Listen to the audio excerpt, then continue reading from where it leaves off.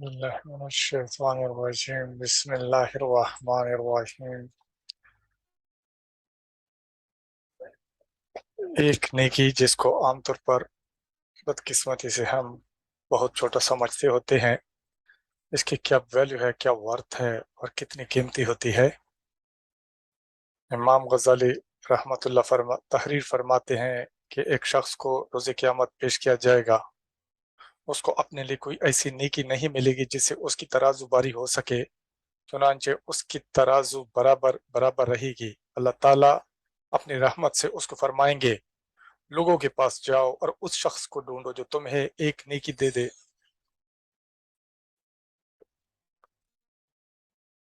اور میں اس کے بدلے میں تجھے جنت میں داخل کر دوں گا۔ چنانچہ وہ تمام مخلوقات کے درمیان گھومے گا اور کسی ایک شخص کو بھی ایسا پائے گا جو اسے اس معاملہ میں، اور کسی ایک شخص کو بھی ایسا نہ پائے گا جو اس سے اس معاملہ میں گفتگو کرے، بس وہ یہی کہے گا مجھے ڈر ہے کہ میرا عمل نامہ ہلکا نہ ہو جائے، اس لیے میں اس نیکی کا آپ سے زیادہ محتاج ہوں۔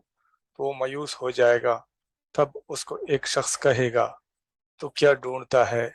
وہ کہے گا صرف ایک نیکی، حالانکہ میں ایسے قوم کے پاس سے بھی گزرا ہوں کہ ان کے پاس ہزار ہزار نیکیاں تھی، لیکن انہوں نے مجھے دینے سے بخل کیا۔ تو اس کو وہ شخص کہے گا میں اللہ تبارک و تعالی کے سامنے حاضر تھا اور میں نے اپنے عمل نامہ میں صرف ایک نیکی پائی تھی، میرا یقین ہے وہ میری کوئی ضرورت پوری نہیں کر سکتی، اس کو تم مجھ سے بطور حبہ کے لے جاؤ۔ تو وہ اس نیکی کو لے کر خوشی اور سرور کے ساتھ چل پڑے گا۔ تو اللہ تعالیٰ اس سے فرمائیں گے تیرا کیا حال ہے؟ حالانکہ اللہ تعالیٰ اس کے حال کو خوب جانتے ہوں گے۔ وہ عرض کرے گا اے پروردگار میرے ساتھ ایسا اتفاق ہوا۔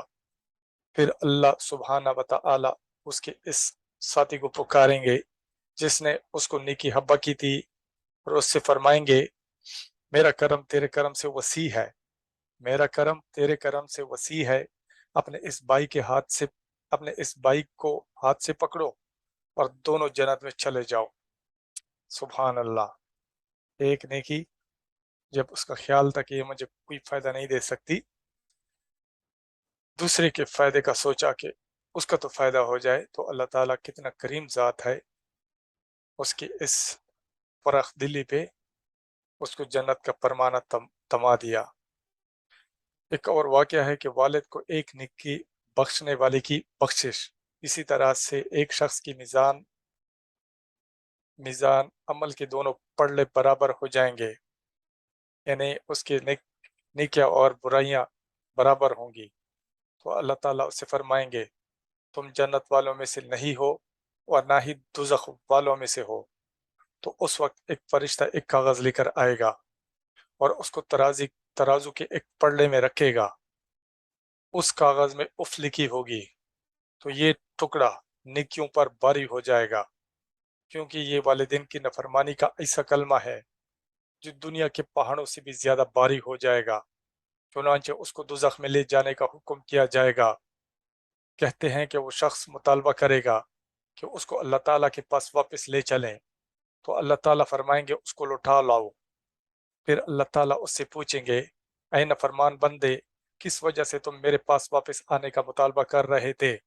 وہ عرض کرے گا الہی آپ نے تو دیکھ لیا میں دوزخ کی طرف جا رہا ہوں اور اس سے مجھے کوئی جائے فرار نہیں، میں اپنے والد کا نافرمان تھا، حالانکہ وہ بھی میری طرح دوزخ میں جا رہا ہے، آپ اس کی وجہ سے میرے عذاب کو بڑھا دیں اور اس کو دوزخ سے نجات دے دیں۔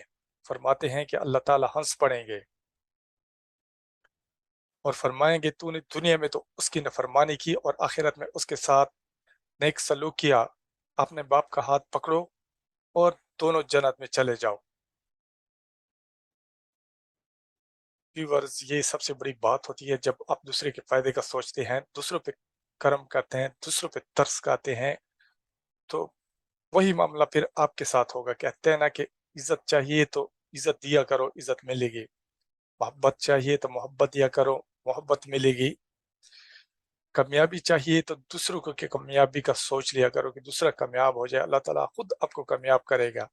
یعنی آپ نے اللہ سے جو چیز لینی ہے بجائے اس کے کہ آپ دوسرے طریقے اختیار کر لیں، وہ چیز دینا شروع کرو، اللہ تعالیٰ آٹومیٹیکلی تمہیں وہ چیز دے دے گا، آپ کی سوچ سے بڑھ کر دے دے گا. چاہے آپ کو عزت چاہیے، چاہے آپ کو دولت چاہیے، چاہے آپ کو شہرت چاہیے، چاہے آپ کو محبت چاہیے، جو بھی چاہیے، تو اللہ کے رضا کی خاطر وہ چیز دینا شروع کرو، تو آٹومیٹیکلی اللہ تعالیٰ وہ آپ کے ہاں کافی بڑا چاڑا کر آپ کو واپس دے دے گا.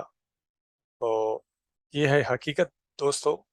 ملتے ہیں انشاءاللہ نیکسٹ ویڈیو میں، پھر بات کریں گے. السلام علیکم ورحمۃ اللہ وبرکاتہ.